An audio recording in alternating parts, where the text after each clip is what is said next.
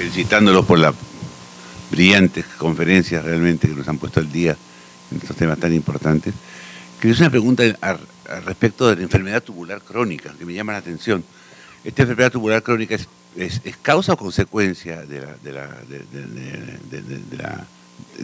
la infección? Y probablemente responde a un trastorno electrolítico de magnesio, cloro, potasio, etcétera. De alguna manera eso está relacionado, digamos, con la patología en general. Esta alteración electrolítica, hidroelectrolítica que produce una enfermedad tubular crónica, ¿no? Que a lo mejor podría estar incluso, digo yo, aumentada por un diurético, o sea, digamos, agravada por un diurético. ¿Se ha visto algo de ese tipo o no?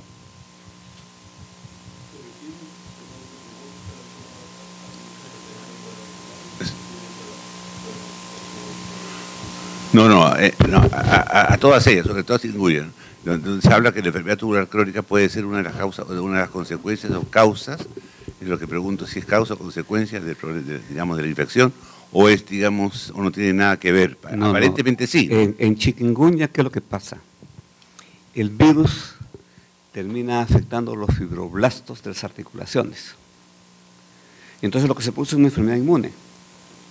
Entonces los macrófagos locales, la sinovia, comienzan a reaccionar, pero se sigue generando en forma permanente, ¿no? En algunos más y en otros menos, se produce constantemente virus y entonces la respuesta inmune local se defiende y agrede y termina produciendo los problemas articulares crónicos. Entonces, la mayor parte de los otros problemas también son problemas inmunes. O sea, llamemos autoinmunes entre comillas. No es exactamente contra el propio organismo, sino contra la producción local permanente de virus en las articulaciones. ¿Por qué en algunos más, en otros menos? Esos son aspectos que en realidad… La tubulopatía es autoinmune, entonces. Así es. Sí. Lo que pasa es que no ha habido, de nuevo, el llamado que hizo, y esto tiene que ver también con los comités de ética, tú que trabajas mucho en ética. Hace 2 días tuve una reunión participando en una discusión de qué hacer en momentos de pandemia. Una de las cosas que es importante es que si tú llevas un estudio en el Perú, te vas a demorar 12 meses en que tú comiences el estudio, con buena suerte, ¿eh? de pura buena gente moviendo toda su influencia, 12 meses te demoras, ¿de acuerdo? En 12 meses se pasó el tsunami y estás mirando ya los residuos. Es decir, todos los brotes que hay de estas enfermedades duran menos de 1 año. Es decir, va saltando de un sitio al otro, pero en cada sitio dura menos de 1 año.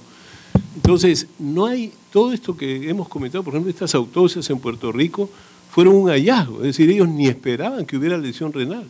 Encontraron que una 1/4 parte tenía una nefropatía que no esperaron. O sea, digamos, es sorprendente estos hallazgos para ellos, por eso es que los han descrito, porque decían nosotros no, ni se nos había ocurrido. Claro, probablemente haya complejos inmunes, etcétera, pero que no han sido estudiados en extenso. Y como no hay consentimiento informado, ninguna revista te quiere aceptar publicar esos hallazgos.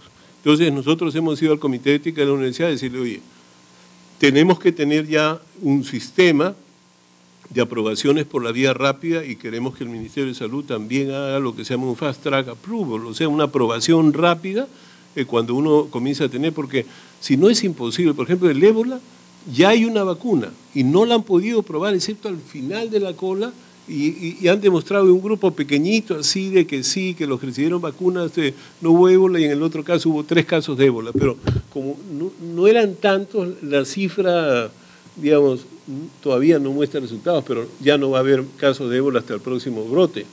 Entonces pierdes la oportunidad de saber si esa vacuna que estabas usando va a ser segura, etcétera, etcétera.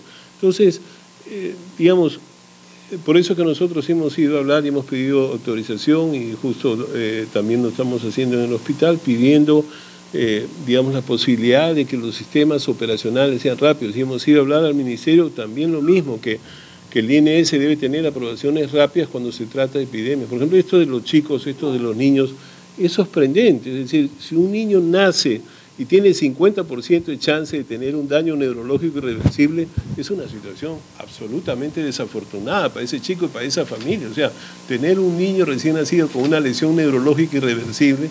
Entonces, la propuesta es que se use inmunoglobulinas de pacientes convalecientes, como se está haciendo en el ébola también. Pero hay que hacer la investigación, si no, no puedes demostrar que eso sirve o no, si sirve, digamos, 10 centímetros, 20 centímetros, 30, no tengo ni idea. Es decir, tendrá que medirse cuántos anticuerpos y ponerle una cantidad a estos niños para reducir este daño neurológico tan mal. Entonces, yo traigo esto a propósito porque ahora se está discutiendo el reglamento, y cuando uno lee el reglamento que quieren proponer a uno, es como que los que hacen investigación en el Perú son unos comerciantes de mala muerte que quieren enriquecer a la industria farmacéutica. Es decir, es un argumento totalmente deleznable cuando hay tantas prioridades en el Perú de enfermedades que a quién le interesó estudiar tuberculosis, a nadie. Es decir, el año 91 no había una publicación en New England. Cuando llegaron los casos de TBMR a Nueva York, comenzaron a preocuparse. El ébola existe hace 35 o 40 años, a nadie le ha preocupado, excepto que comenzó a haber la posibilidad de que el ébola saliera de un sitio medio aislado, ahí perdido en un país que nadie conoce como Liberia. Entonces, cuando se vuelve la posibilidad de volverse mundial, toda la gente entra en pánico. Entonces, por eso es que nosotros hemos estudiado mucho de las cosas, y acá en el Perú, igual que en otros sitios, la mayoría de nuevas enfermedades aparecen en áreas tropicales. En el caso de chikungunya, no hay información. Eso que tú estás preguntando de qué es el daño renal para mejorarlo, no sabemos. Pero no saben tampoco los franceses que han estudiado en varios sitios, no saben los norteamericanos que han ido tal, no saben los hindúes, porque cuando llega ya se pasó la misa de 8. ¿Y el Guillain-Barré, qué pronóstico tiene el Guillain-Barré? ¿Cuál es el pronóstico del síndrome de Guillain-Barré en estos casos? ¿Es malo? Porque el Guillain-Barré tiene diferentes tipos de pronósticos. Claro, lo que pasa es que no hay muchos casos todavía para establecer un pronóstico, pero no es un Guillain-Barré benigno. O sea, no es de los benignos esos que pasan rápido, Guillain-Barré, que dan formas severas y que fallecen los pacientes. Lo que pasa depende de dónde tú estés, porque si estás con un Guillain-Barré en un sitio africano que tiene pocas posibilidades, tu tasa de mortalidad va a ser menor. Juan Enrique, querías hacer una pregunta. Estoy muy impresionado con la brillantez de la presentación de ustedes. Realmente me siento muy orgulloso de ser peruano, escuchando a tan brillantes investigadores. Tengo dos preguntas. Una es, en la última reunión de Ginebra sobre medicina centrada en la persona, el director de investigaciones de la Academia Americana de Medicina Familiar indicó que cuando uno habla de los códigos genéticos y comparando con otro tipo de códigos, ha visto que la mayor parte de responsable de la salud no son los códigos genéticos, sino el código postal, o sea, dónde vive la persona, para explicar el estado de salud de esa persona. Con cara a esta perspectiva, digamos, de comparando lo genético con lo contextual, ambiental, y hablando de esta enfermedad, el chikungunya, que afecta a 30% de la población expuesta, lo cual sugiere que el 70% afortunadamente no desarrolla la enfermedad inmediatamente. Me doy cuenta que todo esto está recién comenzando, ¿no? Pero ya hay una experiencia internacional sobre esto. ¿En qué grado los factores que protegen, digamos así, o que contribuyen a la emergencia de la enfermedad parecieran ser genéticos o contextuales, ¿no? Porque estos últimos, los genéticos no se pueden manejar mucho, pero los contextuales sí, un poco más, ¿no? Y por tanto, me pregunto si hay algunas indicaciones de condiciones sociales que contribuyan al florecimiento o a la emergencia de la enfermedad. Y la otra pregunta tiene que ser con la pregunta del doctor Wagner y el tema de las investigaciones. Me doy cuenta que realmente es una tragedia que se demore un año en que se apruebe un proyecto de investigación.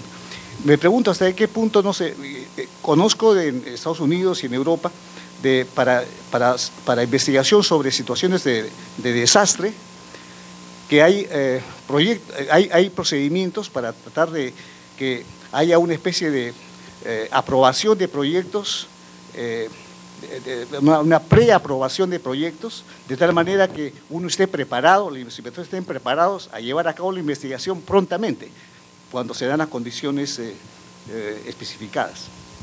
¿Eso sería posible hacerlo? Sí, eso es lo que hemos hecho. Mira, tus dos preguntas las quiero contestar con Alejandro también, porque Alejandro ha discutido mucho el tema de los factores ambientales para aparición de muchas enfermedades.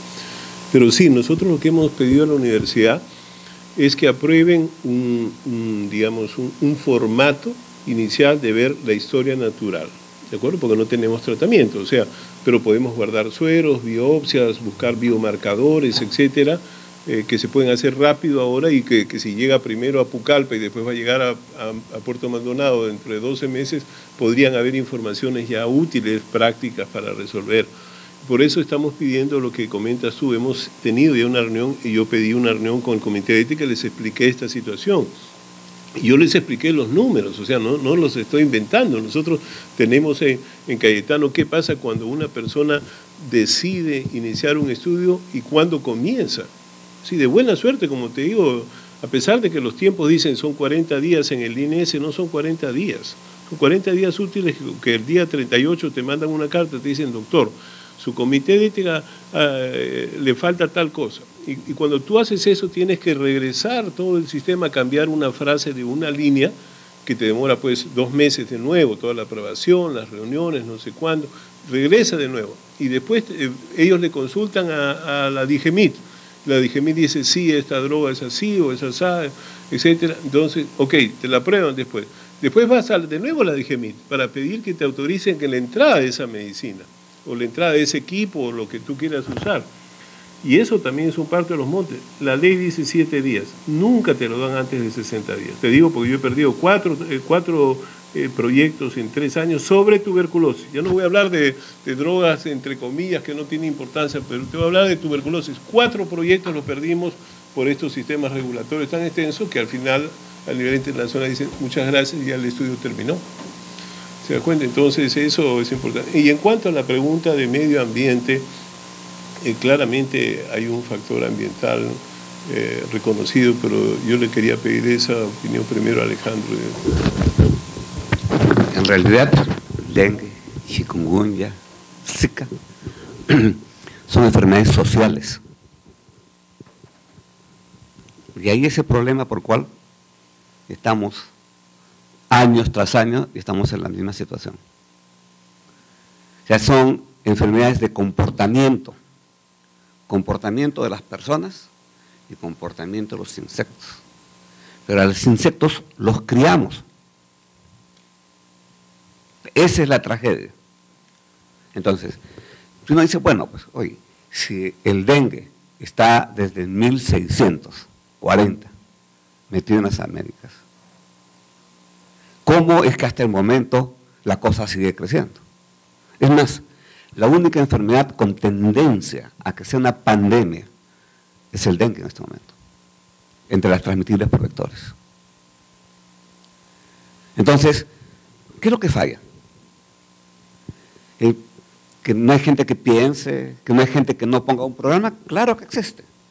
Desde 1202, desde 2002, la OMS, la OPS, con el INS, el Ministerio, todos han implementado un programa que se llama COMBI.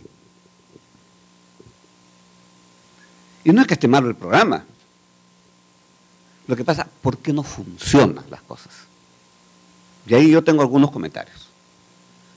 El factor medioambiental es un factor, pero no es el factor decisivo.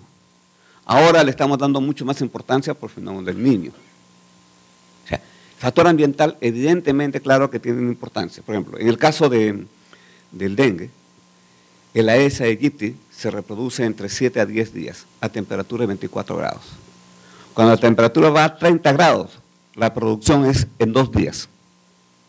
Entonces, si tú fumigas y matas la población, tú estás repoblada en 2 semanas. Y esto, con esa temperatura, baja a una semana, menos de una semana. Entonces, fumigar no tiene beneficio, mayor beneficio, porque simplemente estás repoblando nuevamente con la tasa de reproducción que tiene.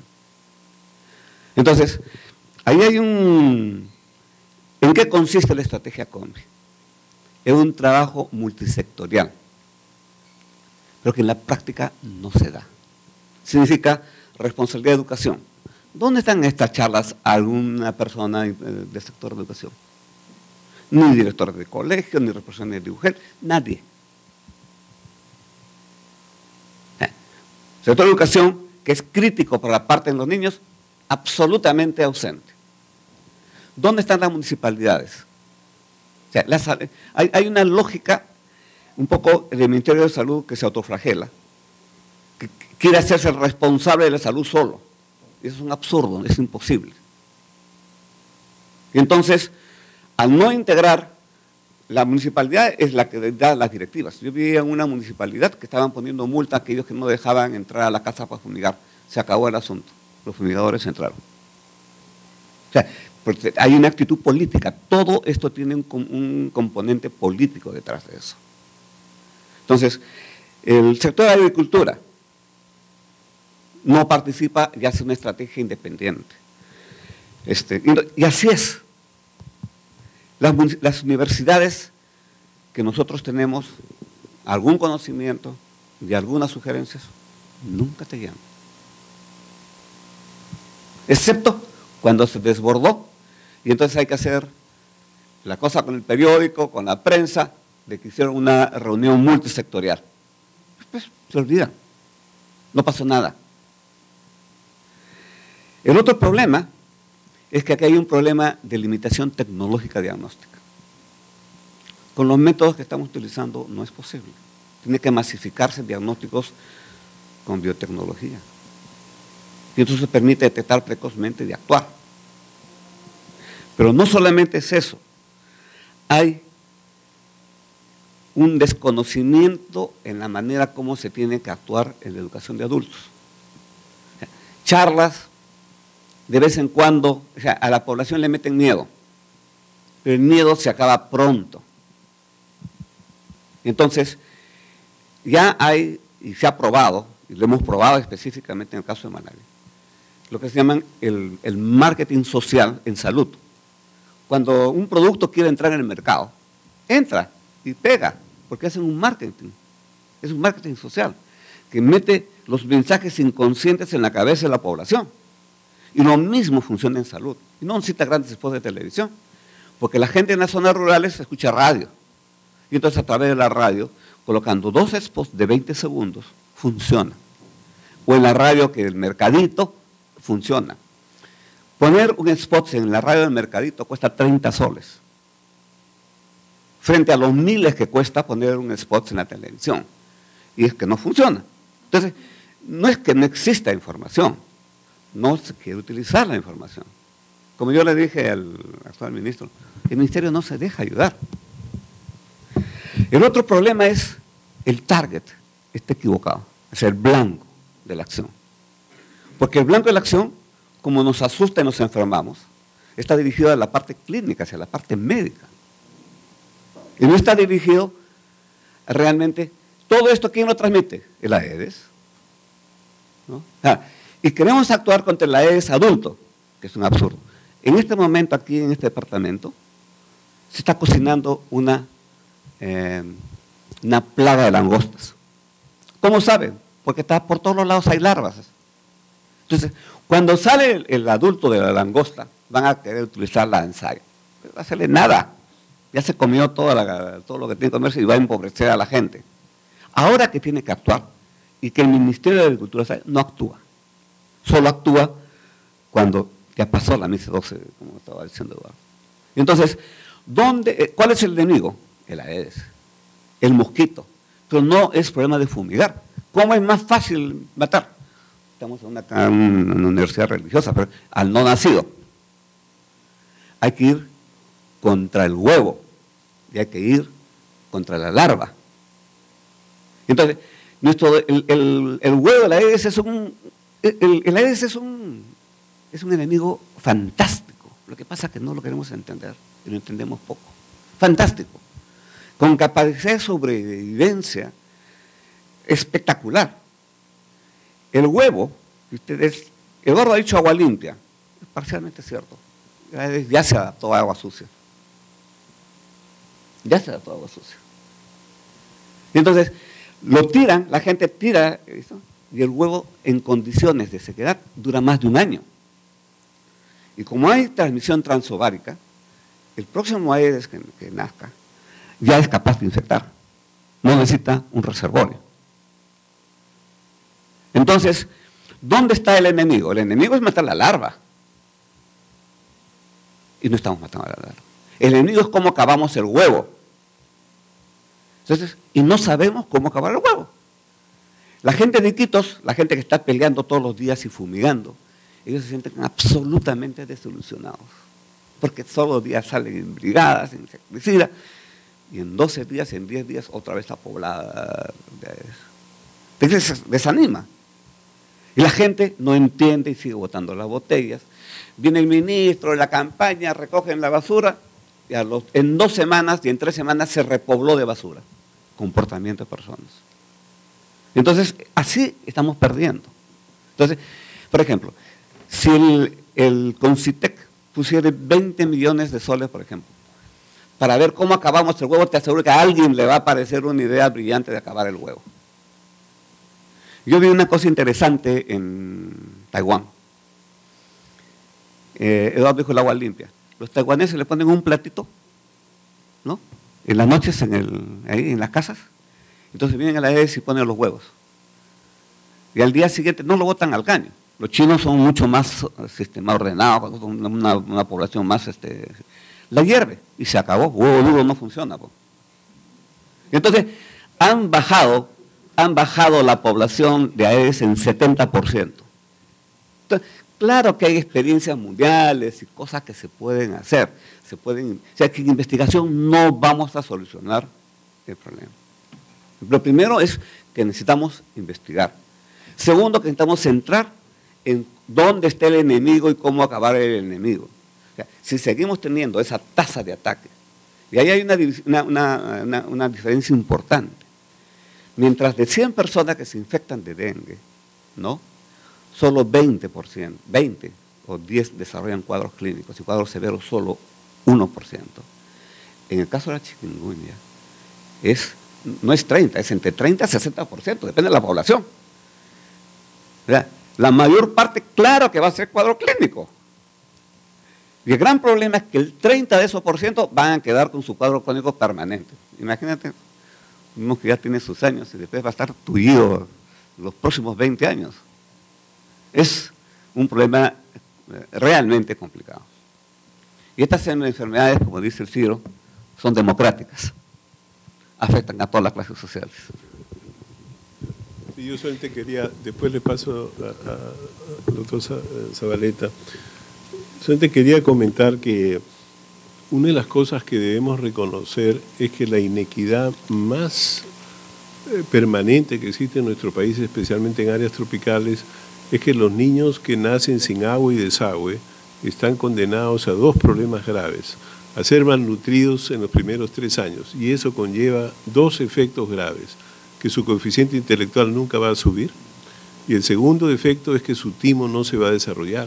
Entonces, el día que ese chico hace tuberculosis o hace diarrea, lo va a hacer mucho más severo que el chico que vive en Lima, porque su timo está bien desarrollado. Entonces, no hay equidad mientras no hay agua y desagüe. Entonces, cualquier enfermedad en esas zonas tropicales tiene una magnitud brutal. Entonces, por eso cuando discutimos cuál es la prioridad en el Perú, yo diría la primera prioridad es que se pongan sistemas de agua y desagüe en estos sitios, porque esos son los sitios que van a tener los brotes.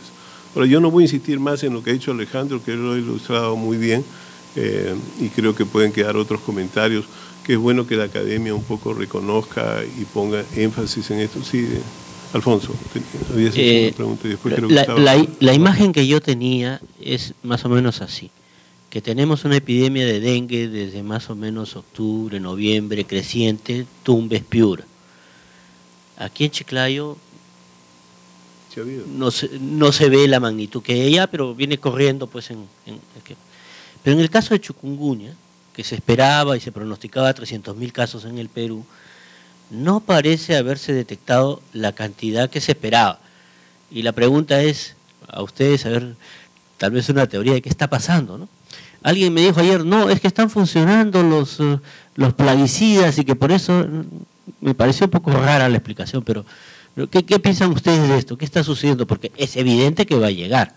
Ya hay pocos casos, pero los hay. Entonces, en cambio en el Ecuador, al otro lado de la frontera, tienen un montón, ¿no? En la provincia del Oro. Entonces, ¿qué nos está pasando? Obviamente el fenómeno del Niño va a disparar el proceso pues, a otro nivel y otro escenario, que es lo que se está preveyendo. Pero, ¿qué está pasando ahora? ¿Por qué ese silencio con chikungunya? Es que al inicio del proceso es lento.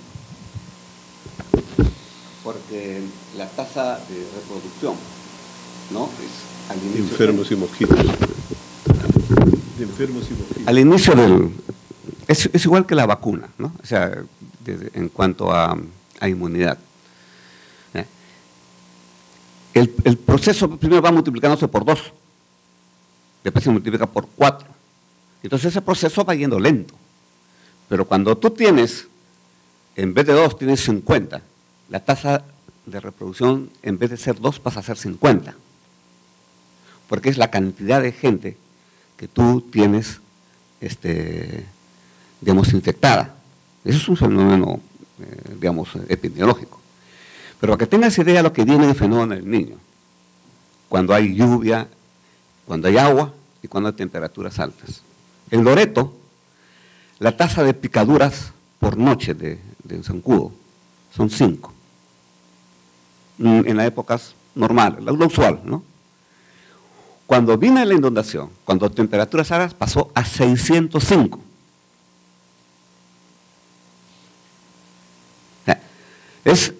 Entonces, si tú tienes un reservorio,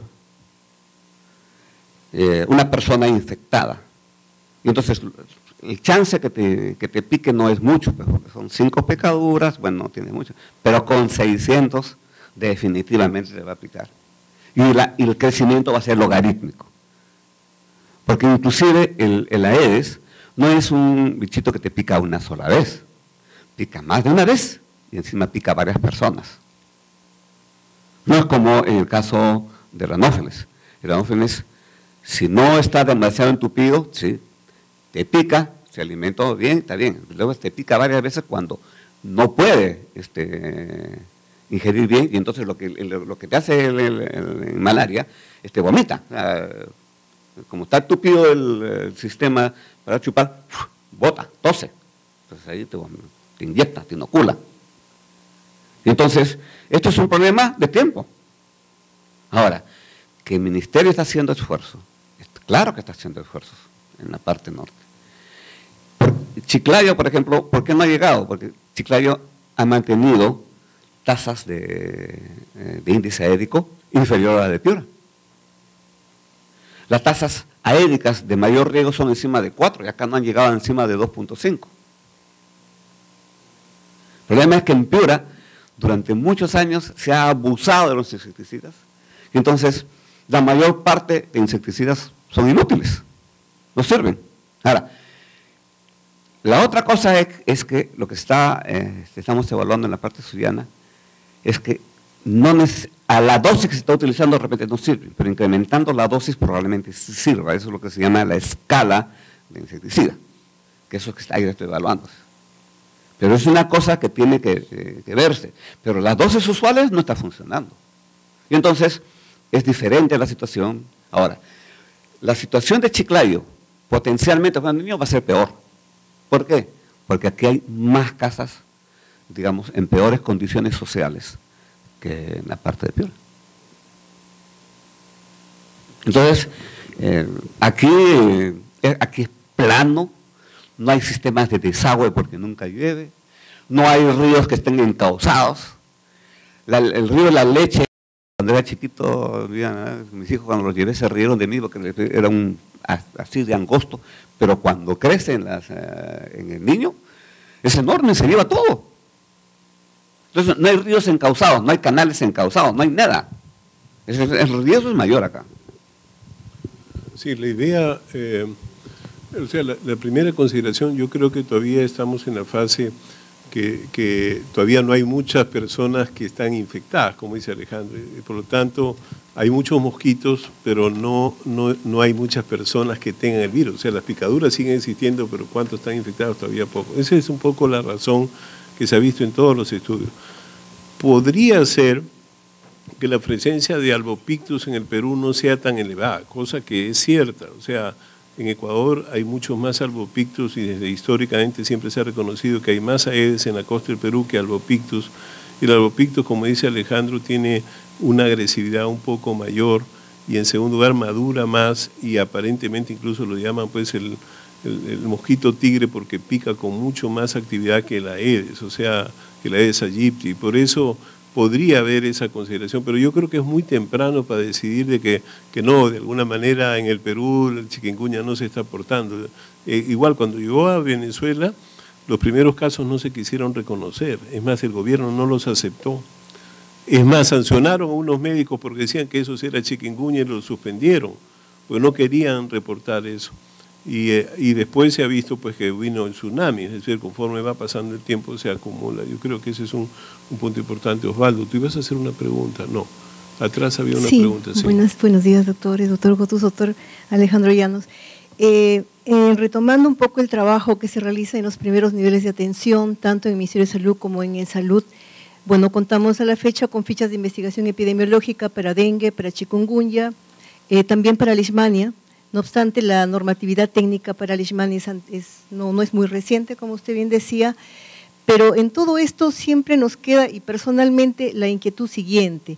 La aplicación por todas las instituciones, tanto MINSA como de salud. Yo trabajo en salud y a mí ciertamente me resulta un poco ingrato cuando, ante la aparición de brotes de dengue que hubieron en la región en este año, dicho sea de paso, fue en Pucallaba, tan grande, que es de la provincia de Ferreñafe, no en la provincia de Lambayeque donde laboro, pero sí hubiera un incremento de dengue en los distritos de Olmos, Motupe, Jaén, que están cercanos a Lambayeque y que nuestro establecimiento es capacidad resolutiva, porque somos un policlínico.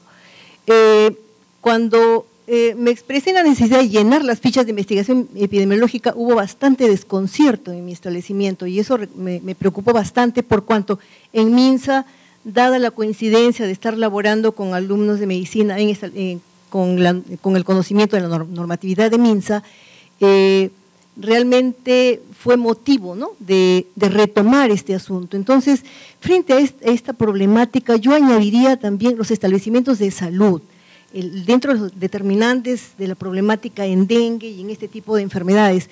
Tenemos también que todas las instituciones, dado el rol rector del Ministerio de Salud, aplicar lo que corresponde. Estar alerta en la medida que corresponde hacerla. Por ejemplo, el registro de febriles, hacer la respuesta alerta ante elevación de febriles, tomar las muestras que corresponden para febriles, llenar las fichas de investigación epidemiológica, ya sea con los criterios para caso sospechoso, probable o lo confirmado cuando ya solicitamos un examen de laboratorio. Eso por un lado. Y por otro lado, la preocupación que también me hace sentir el hecho de que yo regresé después de muchos años a mi tierra y me encuentro con lo que dice el doctor Llanos. Antes no se hablaba de leishmaniasis cutánea en la zona, ¿no? Y los tenemos en este momento no solamente en la zona de Salas, doctor, sino distrito de Salas, sino también en Motupe, en Cañares, en Cahuasi, que corresponden a la provincia de Ferreñafe y es la única zona rural de la región Lambayeque. Es una región que corresponde a sierra, donde inclusive la población habla quechua. Son barreras para el trabajo y barreras también para el llegar, ¿no?, como ustedes bien dicen, a la información, hacer la educación en salud, hacer la promoción en salud en esa población. Pero me queda la inquietud siguiente, nos quedamos en notificación y posiblemente con casos sospechosos y dada la restricción para tomar las muestras en leishmaniasis cutánea para confirmar los casos. Ahora, la mayor parte de casos, de lo que yo tengo conocimiento, van al Ministerio de Salud, van a los establecimientos del Ministerio de Salud, donde ciertamente está el personal capacitado y contamos con el laboratorio aquí en la ciudad de Chiclayo, que prácticamente es a donde se llevan todas las muestras para cultivos, ¿no?, en las diferentes enfermedades infectocontagiosas y transmisibles. Entonces, esa limitación, usted propone un método más barato, pero que va a tomar tiempo. Eso nos está llevando a contar con un sistema de notificación de enfermedades a nivel nacional con subregistro, ciertamente, ¿no? O sea, estamos hablando en nuestra región, por ejemplo, con subregistro, si es que no captamos al febril, si es que no evaluamos los criterios epidemiológicos para considerar que es un sospechoso de caso de dengue, un probable caso de dengue, ya se nos viene la alerta para los sospechosos y probables casos de chikungunya, también con leishmaniasis cutánea. Mi pregunta es, en relación a esto, ¿qué otra alternativa trabajamos a nivel de establecimientos de salud, trabajamos a nivel de instituciones, pero el diagnóstico es ciertamente lo que va a ser también una limitante para nosotros? Y la última pregunta, doctor, es sobre, en su experiencia, ¿cumple algún rol? ¿Es prudente darle importancia a la Wolbachia? Es una bacteria que se dio por conocimiento, ¿no?, de que se podía usar para el control de dengue. Gracias. Pero hasta ahora los estudios con esa bacteria todavía no han tenido una demostración global. O sea, es interesante que en laboratorio sí pueden destruir fácilmente las larvas. Lo que pasa es que no, digamos, el uso masivo frente a una condición todavía no se ha podido demostrar. Incluso nosotros teníamos a Palmira Ventosilla, que también trabajaba en lo mismo, determinados sustancias bacterianas que no afectan al ser humano pero que destruyen las larvas. Hasta ahora son situaciones interesantes. Yo solamente quisiera enfatizar dos cosas en lo que tú has comentado. La primera cosa es que esto no es un problema del Ministerio de Salud solo, y por eso es que Alejandro enfatizó, este es un tema multisectorial.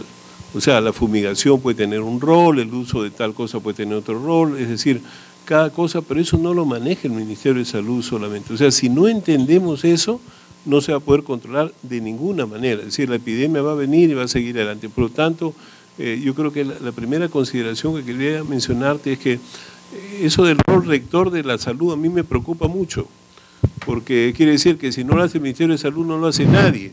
Y cuando hay enfermedades zoonóticas que corresponden al Ministerio de Agricultura, los otros pertenecen así, y si todos no trabajan juntos, no, esta ni la futura epidemia la vamos a poder controlar. Entonces sería mi primer comentario. Mi segundo comentario, mira, en este país yo he hablado con 2 viceministros de Educación. Hay más de un millón de computadoras en los colegios, ¿de acuerdo? O sea, hoy en día el poder educar a la población en sus lenguas propias o educar a la población con conceptos básicos, yo creo que es factible. En Estados Unidos, ¿por qué se redujo el hábito de fumar? Porque se insistió a los niños, a educar a los niños que le decían a sus papás, papá, tú cuando fumas me estás produciendo una lesión a mí, me estás enfermando, papá, tienes que fumar fuera de la casa. Eso fue una cosa que se hizo y que dio resultados importantes porque los niños exigieron que sus padres no fumaran en su casa. Entonces, ¿por qué? Porque se educó a eso, o sea, no se podía con todas las campañas estas que hacen las compañías de cigarros y todo lo demás, todas las campañas educacionales tienen un impacto notable si se hacen bien. De nuevo, acá, salud tiene que sentarse a negociar con... Yo te digo, pues nosotros le ofrecimos que en la parte, por ejemplo, ¿cómo es posible que en este país que se vaya a Puno y resulta que en Puno hay 29 niños vacunados cuando había 150.000 dosis de vacunas y el jefe de la región decía que no, que este era un negocio de los judíos neoyorquinos y que aquí no se vacunaba a nadie? Es decir, y ese tipo no está preso. En otros países estoy seguro lo hubieran metido preso y lo hubieran sancionado. No puede hacer una cosa así. Entonces, el rol rector del gobierno sí se le pasó porque el Ministerio de Salud debió pedir sanción, digamos, de inmediato sobre eso. Pero finalmente, si se hubiera educado, porque van y dicen, sí, la frazadita, que hay que frazaditas y no sé cuánto, nadie habla de vacunas a los niños. Y cuando esos niños se mueren de neumonía, antes los niños pobres no tenían vacunas, después tenían vacunas de mala calidad. Ahora los niños pobres y ricos del Perú tienen las mismas vacunas, solamente que no las administramos bien. Entonces no hay una exigencia, no es posible que hoy en día solamente tengamos 2/3 de la población peruana vacunada para casi todas las cosas. Hemos descendido en los últimos 5 años, no hemos aumentado cuando deberíamos haber aumentado. Todas esas cosas te ponen en la condición de que las campañas educacionales de salud no están caminando. O sea, nadie le ha puesto el énfasis de propiciar vacunación, de propiciar limpieza, etc. Entonces, todos son esfuerzos pequeños. Una enfermera empeñosa te lo hace en su sitio, una médica que trabaja en tal, pero no hay una política nacional de agarrar ese millón de computadoras y ponerles programas de salud para que digan, mira, hay que vacunar, hay que hacer esto, no hay que fumar, hay que hacer tal cosa, que los muertes por accidentes son así. Todas esas cosas en las cuales la población peruana fallece. Y en este caso, digo, Alejandro ha enfatizado mucho el tema de controlar. O sea, tú no vas a controlar solamente fumigando. Y claro, vamos a contar los enfermos, vamos a contar los muertos, pero eso es contar los muertos, pero no vamos a controlar la enfermedad. Entonces, lo que nosotros quisiéramos es pasos adelante para controlar esas enfermedades. Doctora, su pregunta me llama a una reflexión. Lo que falta en los departamentos es autoridad sanitaria. Se actúa siempre en la lógica de bomberos, no analizando ni diciendo la verdad. Yo tengo la primera experiencia de eso cuando estaba con el doctor Lumbreras en Iquitos, en el curso de tropicales, y le vinieron, yo estaba al costado de él cuando le vino a decir el Ministerio de Salud, el responsable, que habían encontrado a Aedes. Estábamos hablando del 74, 75. Y lo que le dijo en ese momento el doctor Lumbreras, como eso sí era todo, se fue donde el director de salud, me acuerdo el apellido, doctor Sibina, y le dijo, don Hugo, no hable. Eso no se habla, es un pecado. El ministerio terminó reconociendo, solo en el 90, o sea, 15 años después, reconoció que estaba el Aedes y se perdió un tiempo precioso en poder eliminar el vector. Y es lo que sucede acá también. En Olmos tiene una tasa en incidencia, si uno ve en incidencia, similar a la de Piura. Lo que pasa es que como es un territorio grande, con mucha población rural, entonces no hay muchos casos. Entonces la gente acá anda contando los casos, no la incidencia. La incidencia es similar a la de Piura, está en rojo. Pero acá, como no hay muchos casos, no suena. Y entonces lo ignoran. Entonces, eso es falta de autoridad sanitaria, de priorizar, deberían actuar cuanto antes ahí para evitar que eso se expanda.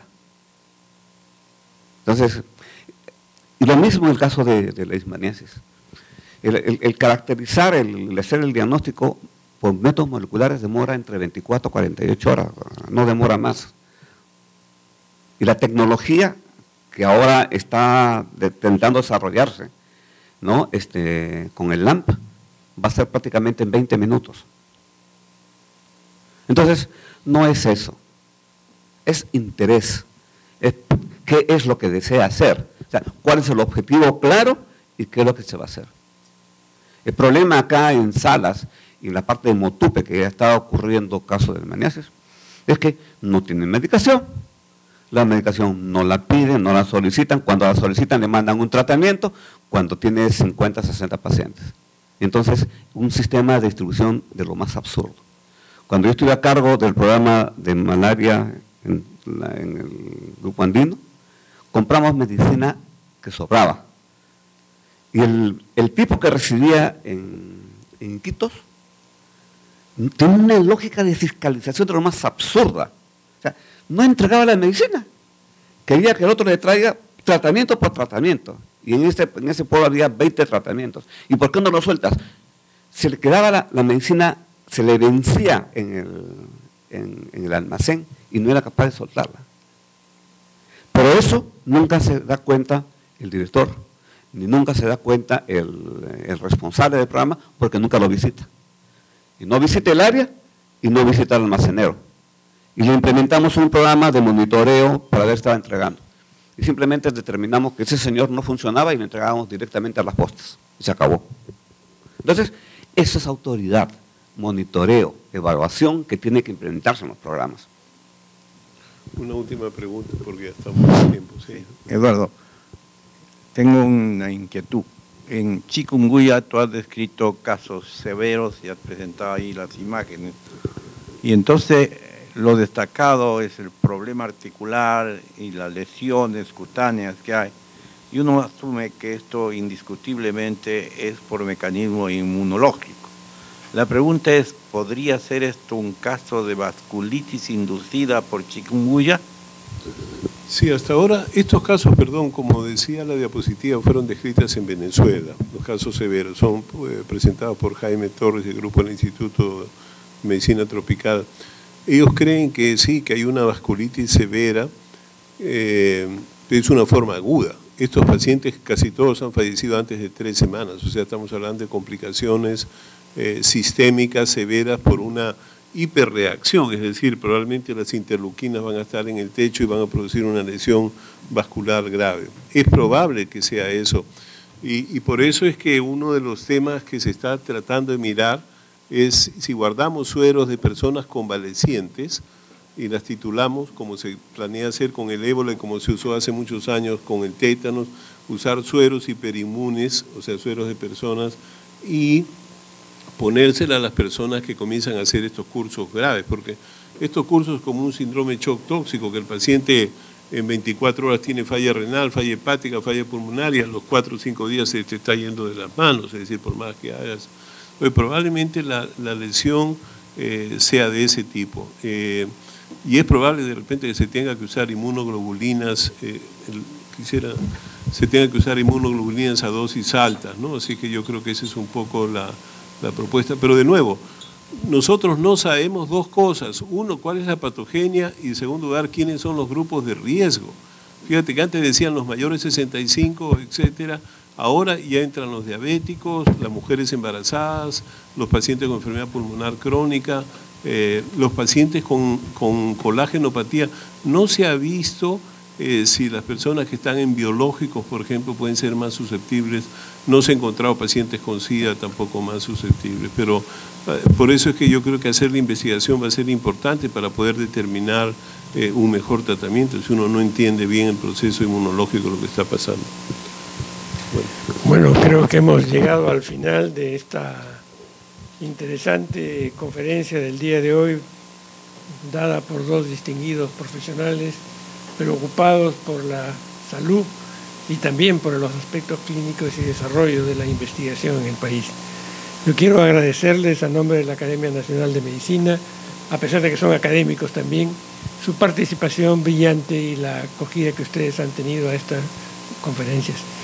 Y como corresponde a al último momento de este Congreso Nacional de la Academia Nacional de Medicina, declaro clausurado y agradezco a todos ustedes su participación. Buenos días.